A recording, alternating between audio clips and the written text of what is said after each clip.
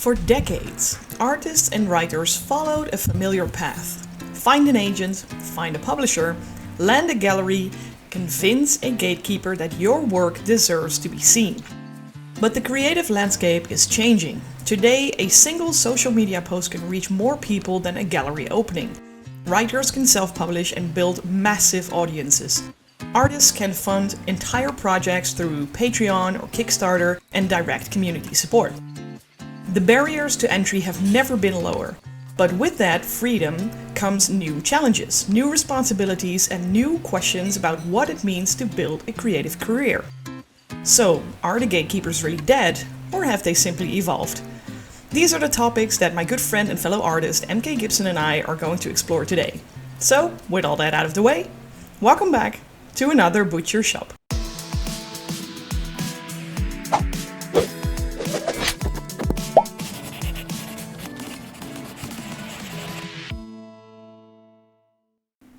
My computer is really struggling with the heat right now. I can see that. Like, what is going? Like, I'm watching things like that. Has a lot of errors going up on your. I know. It's terrible. But there was a new intro. Did you see it? Oh, I did. Looks good. Vaguely. I mean, it flashed by me so fast. I was kind of watching that, and I was like, so okay, I'll have to look at it again. Okay, I lied. I saw it, but I'm like, I realized something was different. But I'm lying for the sake of the lie for the audience. Okay, here we go again. Welcome to the meta. Yep. And speaking of meta, how are you doing, sir? Because I've totally not asked that before yet today. No, actually you haven't. Nor have you wished me happy Father's Day, so appreciate that. Oh Christ, happy Father's Day, yeah. Yeah. Oh no, I don't want your pity now. Too late. Too little, too late. I even told my wife, because like my son, I love him, but he's 14 and like he's kind of he's autistic, and it's like I said, please don't tell him today is Father's Day. I don't want him to like. It's not a guilt thing. It's not a anger thing. It's like I don't want pity thing. If he remembers it, great. If not, I don't want him to like do it out of like. Happy Father's Day, Dad. Yeah, I don't want that. That I don't want like guilt. A typical teen would say it. Yeah, it's like I don't want. And shake your hand. Or when he's really feeling froggy with us, he calls us Papa, Mama. He's like Mama, Papa. He's like he just jokingly just like that's just when he's messing with us. So I don't want that. Like it is like I'd rather him like be organic than forced, because like it's like visiting old relatives. You're like, let's go see Grandmama. Like, oh, hey Grandmama. Like I don't want that. I don't want that feeling associated with like. To like something like this. Also, it's Father's Day. No one gives a shit about us. So they brought Father's Day into life because there was a Mother's Day. Which one was first? I don't know. I know he's like when I go to stores locally, and this is not a male female thing, but there does feel like you're getting closer to like you walk into like a Target or a Walmart, like Mother's Day sales, blah blah blah, big signs and pinks and purples and yellows and things like Mother's Day, and like Father's Day, like go to Lowe's and Home Depot, I guess. Buy him a game or a book. That's about the options exactly. you get. There's no big like you don't give a shit. Oh Christ. So I guess nothing has changed, or at least nothing is different than between the US and here in Europe, because I guess it's very similar. I've not even texted my dad yet. I should actually. I knew it was Father's Day today, and then I forgot, so it is what it is. I didn't even know, but I know it's our Father's Day. I don't know if it's like how white. I know England also has their Father's Day today, but I know some other countries haven't had it. They shifted around a bit, kind of like their Thanksgiving is Canadian is different. So, But anyway, I'm good overall. Thank you for asking. How are you? I am very warm and sweaty because it's inferno degrees outside, and I'm in my blanket fort, and I am in a sauna right now. But other than that, I guess I'm really good. At what point is the couple $100 I showed you of hardware like just starting to sound better and better for like just to like have a better microphone and setup? Yeah, you know what? This might actually be one of the first times, or one of the few times, where I'm going to say, you know what, you might actually be right there. Yeah. It crossed my mind the other day, and I realized it was not going to make it over here in time before a new recording. So maybe next time I have something other set up, but I will suffer through this episode.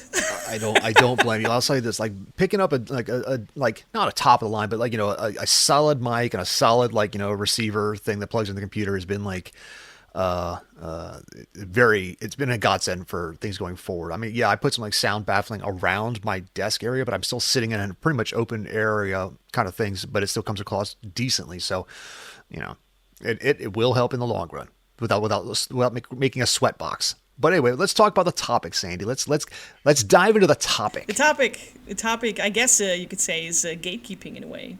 To a degree, you know, like I guess it's like traditional versus like non-traditional. But like I think we've touched on this a bit before, but like in this era, like it's. I mean, I wanted to add that gatekeeping in this very specific scenario is not meant to be, or necessarily meant to be, a negative thing. I know that like the word gatekeeping has a bit of a negative connotation, but Obviously, yes, yeah, yes, exactly. yes. So it's not meant to be a negative thing. I guess it's what I call the people between artist, author, and industry. Right. So literary agents, and now as we see, more upcoming are actually the art agents.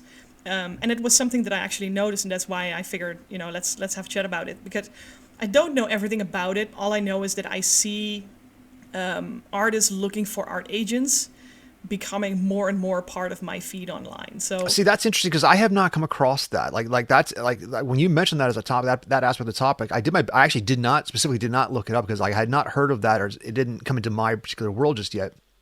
But I wanted to hear what you had to say because that's fascinating to me because that's a thing now, huh? It's yeah.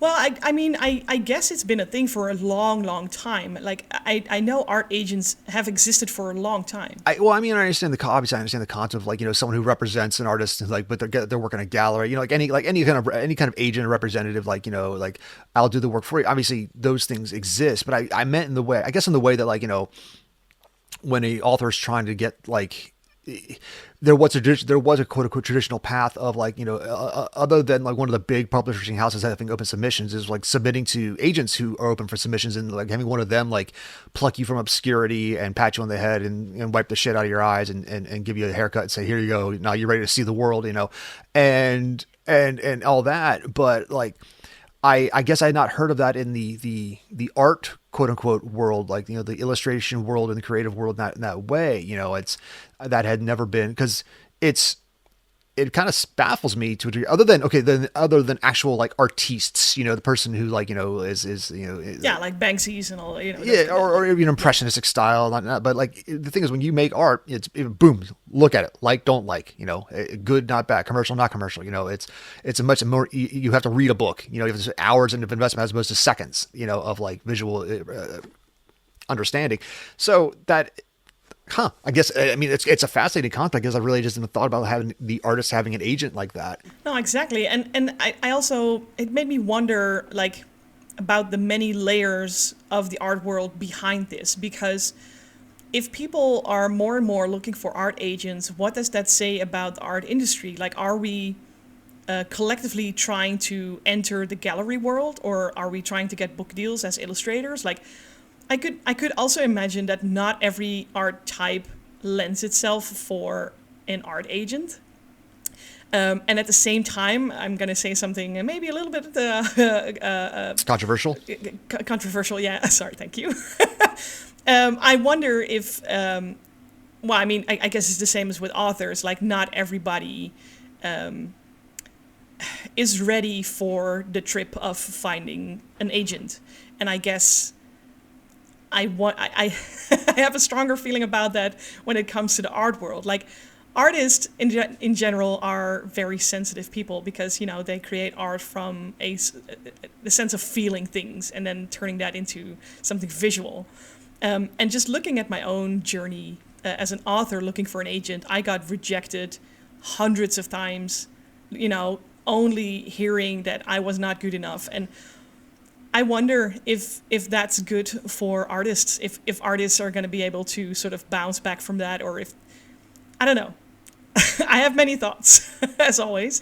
Yeah, I mean, okay, there are many thoughts, obviously, but I'm gonna rewind there for a second because like I had this mental image of like, it kind of makes sense because if I'm just using the like, obviously just extrapolating data, like,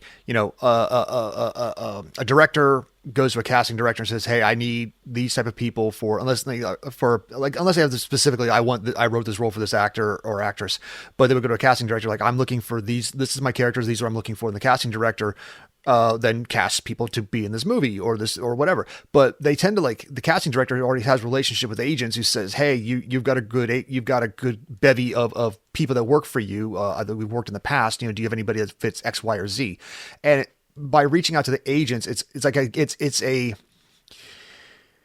it's a way of already expecting quality without having to look for it, you know. So the agent looks for quality people. That way they get hired on. So when other gigs come around, so this, I guess the same as in the art world. If someone comes along and says, "Hey, we're going to create this game for this Kickstarter like deck of for a card game," you know, I need you. You've got some people in the past who've done. You have anybody open for this kind of work? Hey, we're looking for this kind of animator over here. You got anybody who works on this kind of work? Hey, working for this kind of like, you know, this background illustration for the movie. Like it makes perfect sense in why it would be done. I guess I had not considered in that way when it makes, you know, when it's even in my own world of writing. Yes, obviously that's how a lot of people get agent. I do not have one. I bypassed it a lot by doing the small pub to indie route and then solo route. But other people I know have an agent and they're specifically looking for one. I'm not against working with an agent down the line. You know, if an opportunity presented itself, and I'd listen to them all. But like,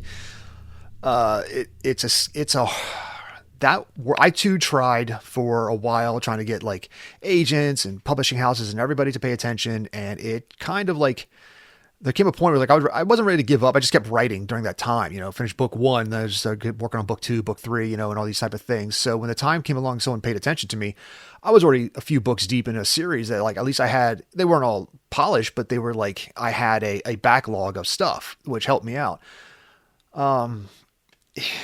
But like something you have Brent before, is traditional publishing still worth it? You know, like, sure. You know, is traditional is trying to get recognized in this, and like whether your art is writing or in a visual medium, is it still worth it to go the traditional route? Obviously it's always still worth it. I think it just comes down to the individual. What is it that you want out of your career? Step 1, you know. It's also, is your screen chugging? Because like, man, I'm watching this thing. Is like, yeah, no, my computer is just hammered because it's 1,000,000 degrees out here and it cannot function right. So I think you only see keyframes, but in the end, it will all look fine. Okay, cool. Just making sure. Trust the process. I am trusting the process. Yeah, it's just you can imagine how hot it is in here. It's stupid. And when machines start malfunctioning because they cannot cool down anymore, you know, you're fucked. Yeah. Sorry, your question was, so, okay, yeah, is traditional still worth pursuing? And yes, it depends on what people want from it. I do think that, especially because of social media and the level of success people are, you know, publicly achieving through social media, they think it's easier to, you know, to go in the self-pub or like into the indie world, obviously because of all the reasons, you know, that come with it. It sounds like it's easier to go viral on social media than it is to land an agent, and whether that's an art agent or a literary agent doesn't matter. And I wonder if that's a realistic view on things. Well, it's not. It isn't. It is. Again, it's. Is it though? No, it's not. It's not. Well, it isn't. It is like anything else. There is such. I mean, purely statistically, the chances of landing an agent are like below 0.003%. Well, but that's my point. Same thing with going viral. It's not like you get your dog to lick your face for whatever, people laugh at for 6 seconds, like, you know, like a short TikTok or an old school Vine or something like that. Like that's a way of going viral. But I mean, like, if you're trying to, like, I've seen a lot of creatives who like spend so much time with like social media accounts trying to create like this persona online. They spend more time doing that than like making their fucking art, you know? And it's, I think, again, people look at, like, you know, correct me if I'm wrong, but like before Sarah J. Maas was Sarah J. Maas, she was a writer on one of these forum type things whose Court of Thorn and Roses got picked up by, like, she was writing like, and basically in a fantasy, like romantasy version of Royal Road.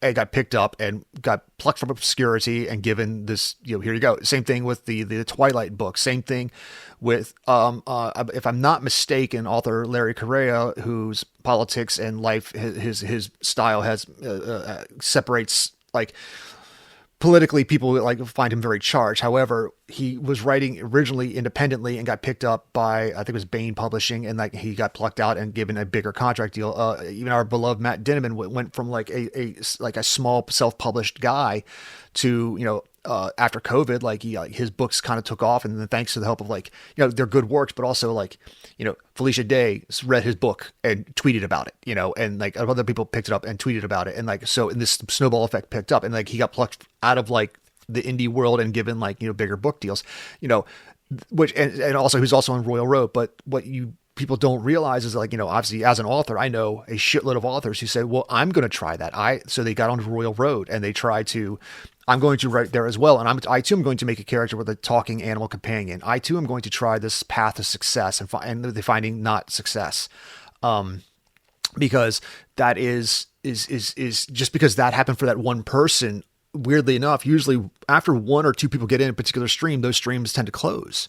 It's when everybody tries it, it's a narrow pass. It's the reason like the Spartan 300 works. It's like this narrow pass is how we can keep off 1 million people army by only funneling so many in. That is the gatekeeping. So, when everybody tries to flood through that same pass, some people got through luckily, some people got through on skill, some people just got through because by just happenstance. But when everybody tries it, it's not a loophole anymore. It's a path, and now the path is flooded. So like, it's impossible at that point. It's like, so for every 1, 2, 3 to 5, 10 successes you see, same thing with the social media, there is like thousands to hundreds of thousands to potentially millions who don't make it through because they're all trying the exact same thing. They're all trying to copy that style, that art style, that writing style, that path style, and finding, guess what? It didn't work for them. Well, no shit. But what I find interesting is when you compare that to the chances of going viral with something you create in your socials, I think it is much more likely to have a video be picked up by hundreds of thousands of people against, landing that exact success at an agency or whatever. I would love to see one of my videos go viral. Cool, great. It might actually bring in some audience. But compared to, I went through specifically 372 rejections from literary agents before I landed the one that I'm now currently contracted with. Still, I self-published my book.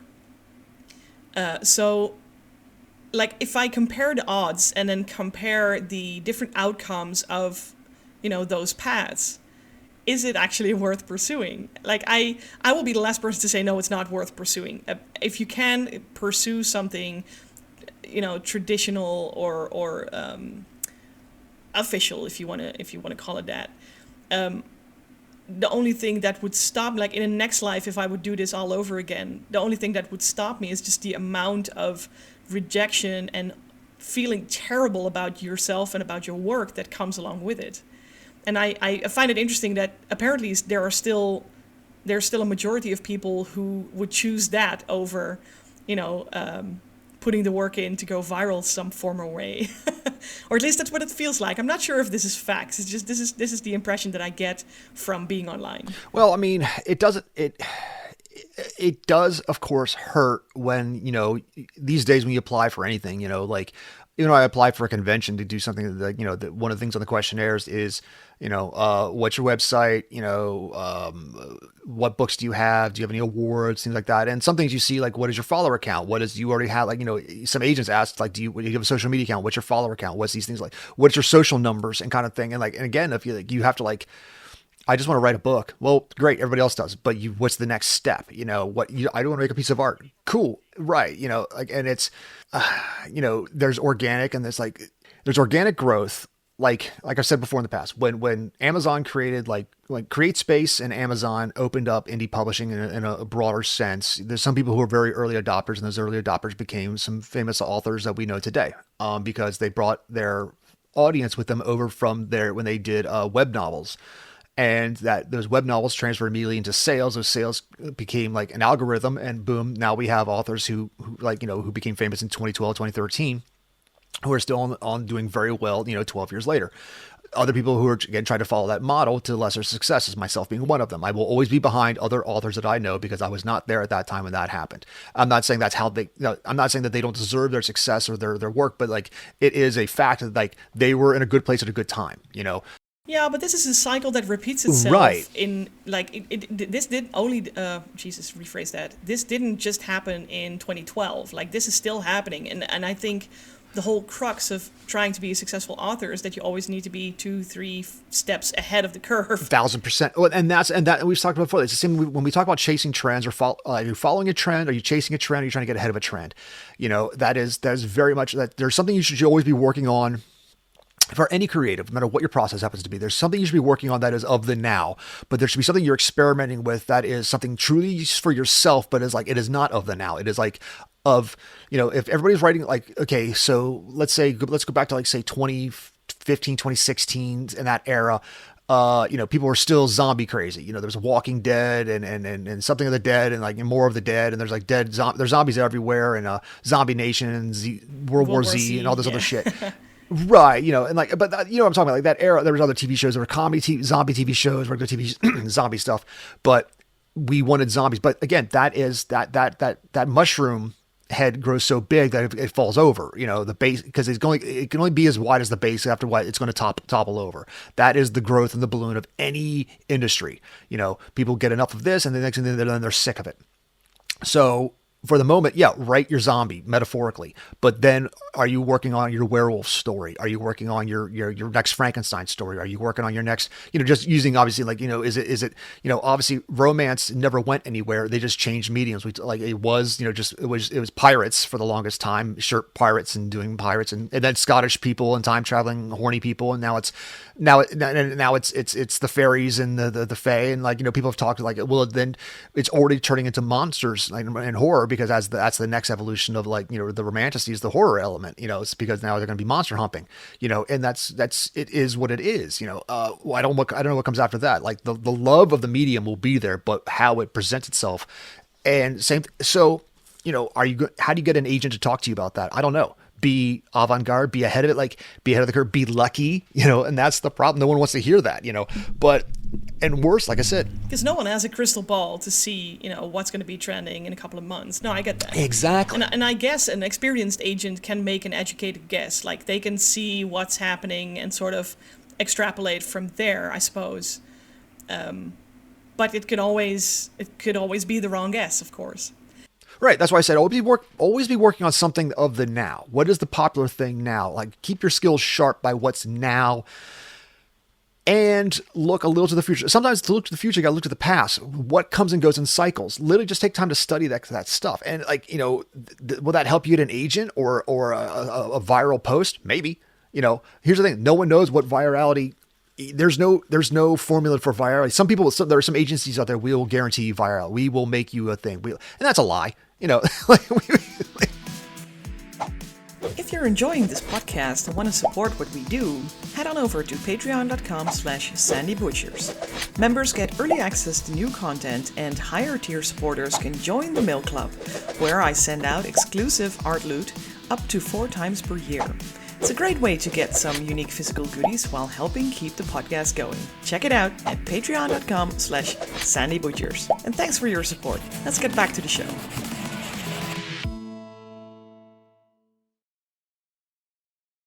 Well, I mean, I would go one step back, because it's cool if an agent says, we're gonna make you go viral. Perfect. I do think there is a formula to go viral in the end, or at least to quickly build a platform and an audience once you understand how algorithms work and how social platforms work. Like, there are people who can wield that like a weapon. They know exactly what they're doing. They got all their SEO and stuff in order, and they go from 0 to 10K in like a month.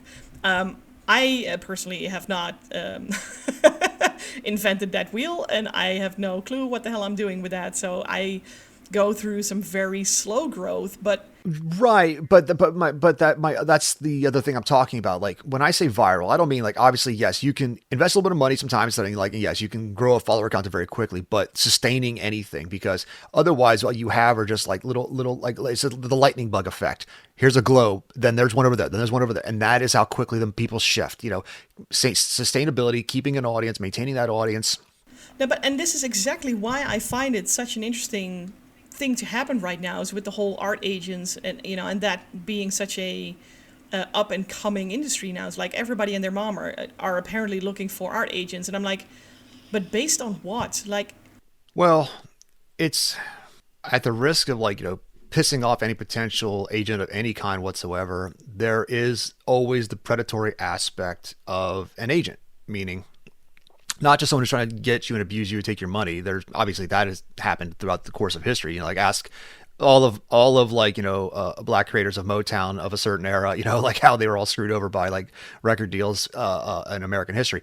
No, what I'm talking about is the person that creates a job to say that, oh, you don't have an agent for this. Like everybody's rushing towards something because someone had the courage, foresight, balls, brains, pick your verb, pick your adjective, pick your whatever to say. So they created a job for themselves, and then like you don't have. Oh, see, I'm the leading edge of blah blah blah, and like someone's like, do I need to be on the leading edge of blah blah blah? I don't have an agent. Like, but this guy's over here talking like this other person's got an agent, and it's kind of like they build it and you will come kind of philosophy. They created this. They there was no need for one, so they created a need for one. They filled the vacuum by making the vacuum, and it follows, it works, it happens all the time. It's like advertising for a new burger or something like you've got to have this to be blank, like that is advertising 101.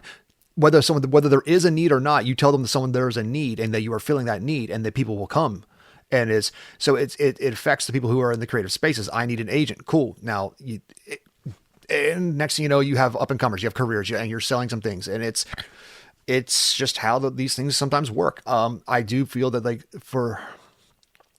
sometimes people that create, not every creative person has a soft soul and doesn't know how to work. I mean, I know plenty of creatives who are business savvy, ruthless, and who just treat their art as a product so they can further themselves and their money and their bank accounts. I know plenty of people like that. So we're not all nice people, but there will always be someone who's like, I will take advantage of like the artist so I can get paid, again, like right now, obviously like, Audible is switching their model at the moment to a more of a, all you can eat buffet. So it is, they're asking their authors to switch over their audiobooks to this, basically to being kind of like a Kindle Unlimited type of thing, like pay into this thing. People can listen to as many audiobooks. It's a la carte. A la carte. Yeah. Well, so like you get paid for hours listened, not for the book. If there is a book sale, right. And book sales do happen, but like right now it's kind of like, it's the Spotify effect of music. So the artists, big artists get paid slightly more money. Lesser artists get paid slightly less money. I get less and less because it's just... And the person who gets paid is Spotify monthly. And the person that gets paid for, Audible is Audible. The person gets paid for Amazon,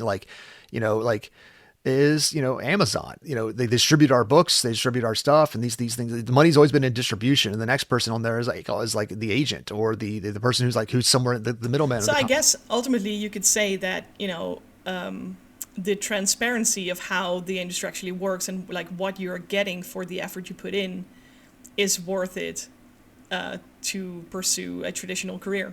Sort of. I mean, again, like, because when I have an agent and I get traditionally published, at least I know the amount of royalties I'm going to get from this.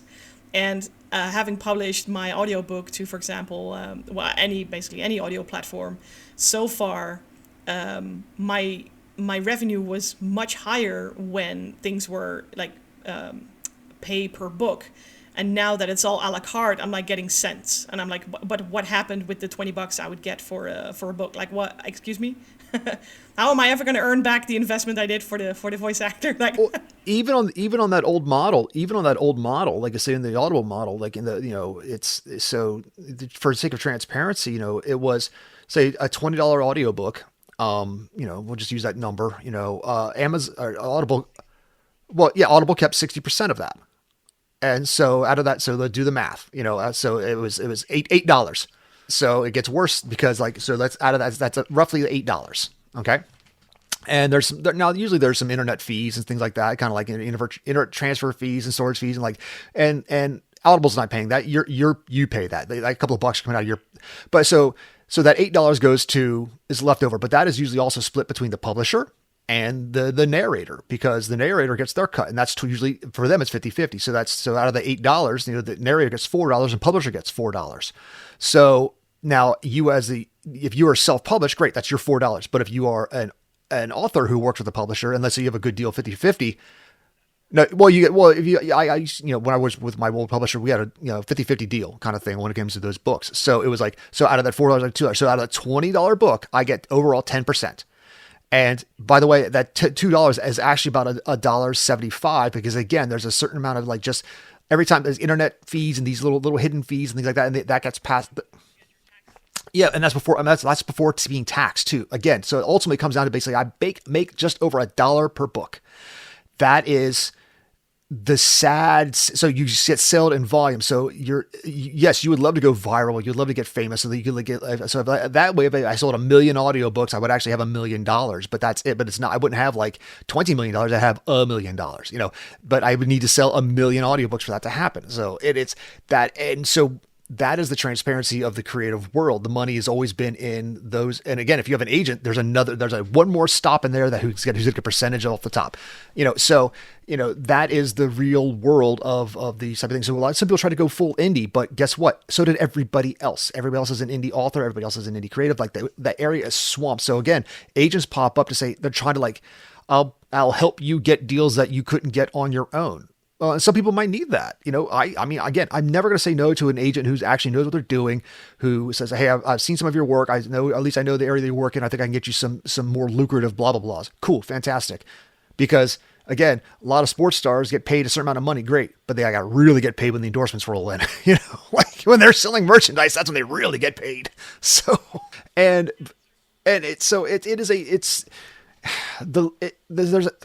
trying to find the best way to put it. It feels dirty talking about, not in a, I don't want people to know kind of way, but like it takes away the love of the craft of the art, of the writing, of the art, of the this, of the that, like the creative soul process of making a thing to find out, like, obviously you want to get paid for your thing, but like, here's the reality of getting paid for your thing. Well, and that makes it even more important to actually talk about. It's like, in the first place, sure, make art for you, but if you want to pursue it as an actual career, this is what you have to keep in mind. Right. I mean, I have a few friends that make their living off of being a writer, I have a few that like have to go back to getting a day job because it's not working out. Like not how it used to. Cause again, the center cannot hold, like, to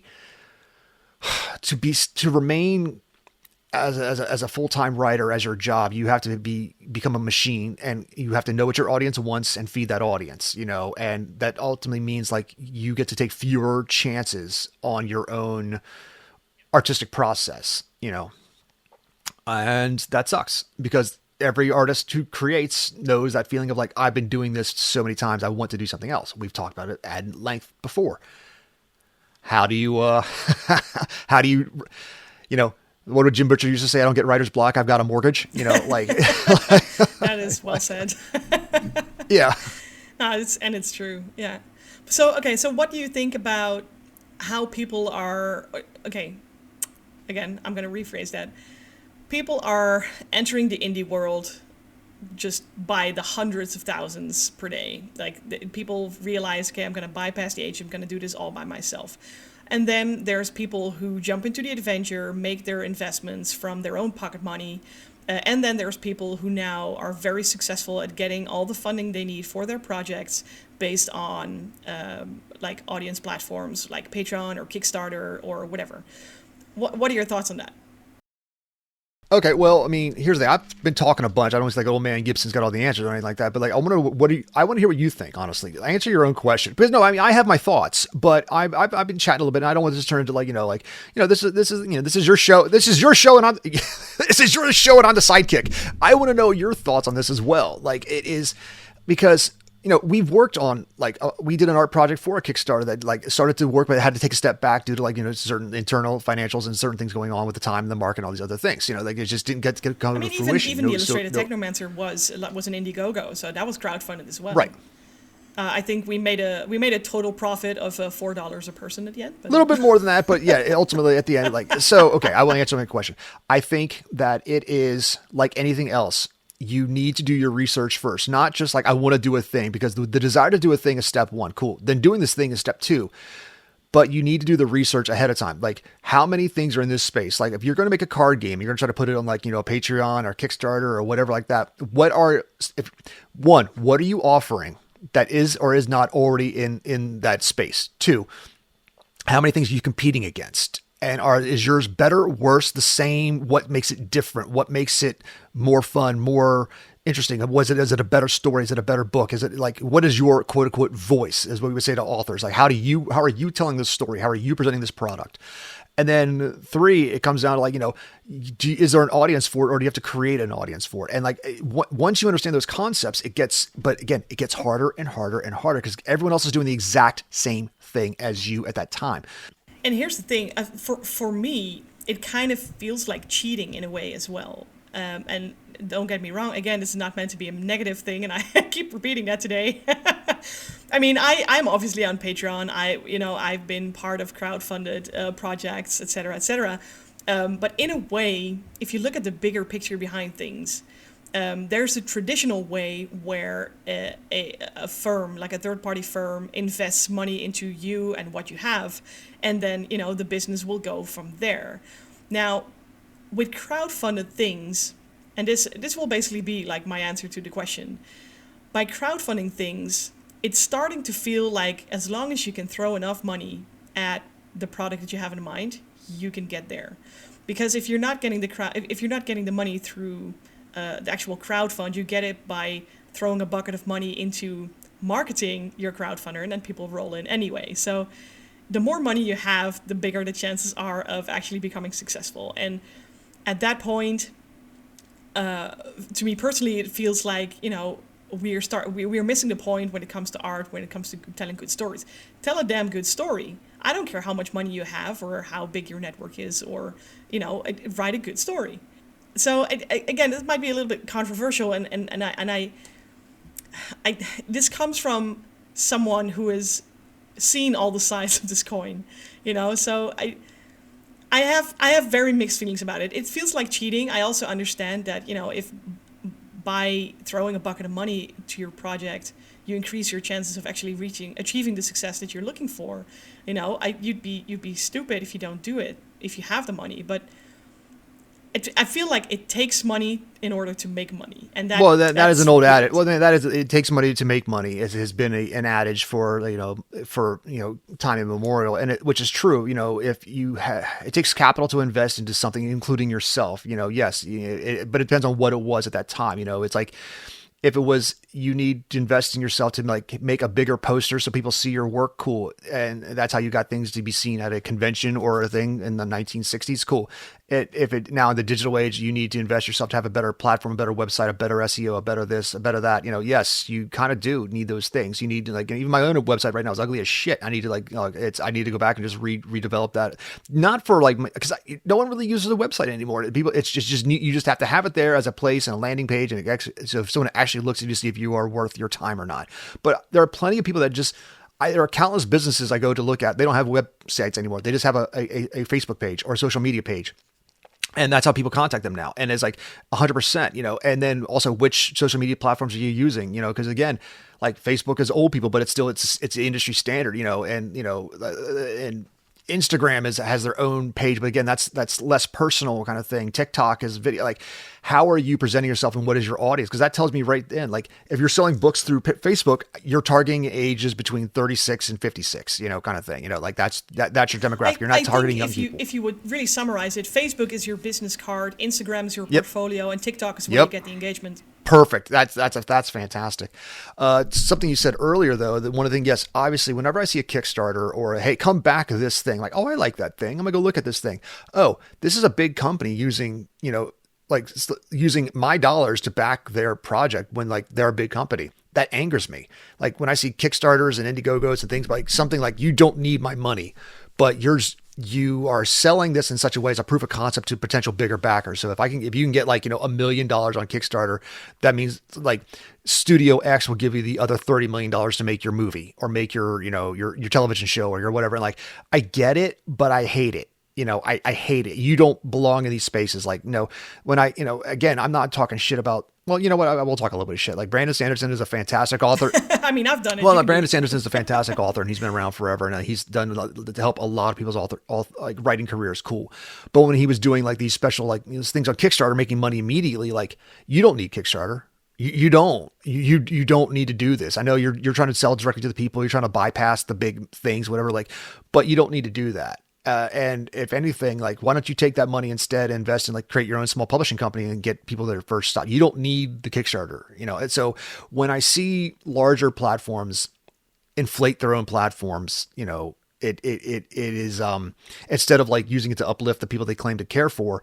That's when I start to get my like I'll roll my eyes. Like I've always said, if I ever became like stupid famous, like I want to create a way to actually uplift other people, to like give other people a shot that I was given. When Jim Bernheimer and Amber Cove Publishing gave me my first shot at being a writer, I want to pay it forward when the time comes. If I have the opportunity to other people, then so be it. Now that doesn't mean I'm going to read everybody's manuscript because I don't have time. I've got my own things, but I want to try to create another avenue for people to like, hey, here's a better way. Like I would love to create not a publishing house, but a way to like get people seen, but I don't know what that is just yet, but I want to give people a shot the way I was given a shot. The danger in that is that at the end of the day, that will become a business model too. Yes. With all the best intentions you can have, just, make sure that people get seen, make sure that people find their platform, et cetera, et cetera. But at the end of the day, you would be in that from those good intentions, but also to make money in some form or way. Well, I would love to set something up. Not that I run it, but I want to set like, obviously, I don't know what it would be, like a trust of some kind or an agency or something. Create a thing and let it be run by good people, kind of thing. Because obviously, but hopefully it doesn't get contaminated, destroyed, or used, or gatekeep. The horror stories, like you find out like it's profiting off of like like a sweatshop labor or some shit like that. I don't want that, obviously. But like there. If you have the ability to uplift, use it. If Kickstarter is an avenue for people to come out of obscurity and bigger people are using it and they don't need it, it always kind of like, what did you... But I'm in the minority there because fans of whoever will always defend the whoever. Fans of fanatics become fanatics for a reason. They they just want more of the same. And it's the whole point of this with how the world is changing drastically is like, is there a way you should be doing things? No. Yes. What I always come, what do you want for your career? What do you want out of your creative career?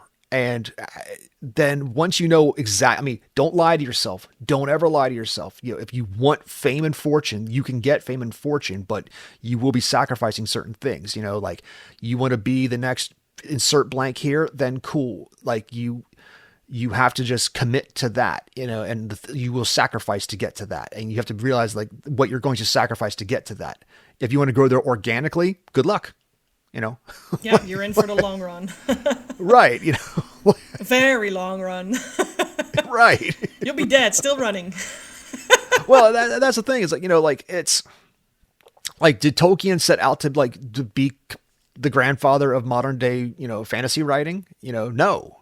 He just, I have the story I wanted to tell. Him and the Inklings, like his little writing group, like said, we miss the stories that our grandmothers used to tell us about fairy tales and legends that in the current publishing houses. And so he took his experiences of being in World War I and applied that to a fantasy setting and told a story. And next thing you know, we have Lord of the Rings and the Hobbit, and we've been talking about it for the last, 80 years. So like, it's good or for bad. It is a thing, but it didn't set out to be a thing. It grew into a thing, and again, the same thing with She Who Not Be Named and the Rowling aspect for certain people, it didn't set out to become this juggernaut. It was accepted by an audience. It became a juggernaut because people backed it because they wanted to be again, the concept of a British magic school boarding house, they did that before in the 80s, called The Worst Witch of All. This is nothing in there is original. Nothing in there is original. It is, a chosen one versus a bad force, blah, blah, blah. Nothing's original. It was just, but it was the right place at the right time for us all to believe in magic again, and that's the luck of the draw, So how do you become that? You don't, you grow. Yeah. So, all right, let's try to sum this up and try to smoothly roll this into a question for the audience, for the listeners and the viewers. Do we think that by everything that we've discussed here, from artists now looking for agents, the whole change of the industry, the traditional world versus the indie world or self-pub world, do we think that social media will in the long run take over the business of art galleries, of bookstores, of or like the machine behind the successes of creatives, do we think? I mean, obviously put that to the audience. To piggyback on what we said earlier was like, I believe that was just like you said, it's going to be the portfolio that going forward for jobs, for gigs that survive AI. Like this. Oh God, yeah, we haven't even touched about that. Right. But again, it's like, and I'm glad we went a long discussion without mentioning it. But like, for those jobs that survive AI, they want human hands. Then they have to go to people like, I need someone I can trust because I need to get this done. So it's going to come down to like, yes, I could see where that level of the agency again is going to work, why it would work and why it would happen because, we want this done, but we need it done like now. I don't have time to mess around. So I need this agent always has good quality clients. So at least it gets us a foot in the door and a level of trust that we have as opposed to going from obscurity, and it's so, yeah. Will social media replace it? I don't. It's not going to replace galleries because there will still always be the creative process that creates these galleries and these certain circles, certain networks, certain in parts of certain cities, and people expressing their art in a variety of ways. So those who appreciate art will never go away. There will always be those who appreciate the art. I don't think that it's going to replace gallery. Social media is going to replace a gallery, but it will help people get that to be seen in ways that wouldn't be seen otherwise. So. Yeah, it might be a stepping stone into like the next part of someone's creative career. I can totally see that happening already. Yeah, social media is not about being social media. It's not about catching up with your friends, finding out what they're doing today. Everything like the bulk of social media right now is just an advertisement. It's about selling products. Right. It is just it's a commercial. It's, whatever product. It's cat video. It's your vacation cat videos and selling you a product. So. I am curious what the audience has to say about that. How do they see the position of social media in the world of creatives? What role do we think it plays in there? Is it a stepping stone? Is it the upcoming doom and gloom replacement of things? Share your thoughts below in the comments. If you're listening on Spotify, you can comment there as well. If you're watching us on YouTube, you know where to find the comment section. Speaking of Spotify and YouTube, we are always looking to grow our audience, especially on Spotify as we're new over there. We're doing a little giveaway because once we reach 50 followers, we are giving away a copy of the Illustrated Technomancer, which was written by Gib and illustrated by me. So you know what to do. Go on and do it. And I guess we'll see you in the next episode, guys. Thanks so much for joining me, Gib. Always. And I'll see y'all later. Bye, everybody.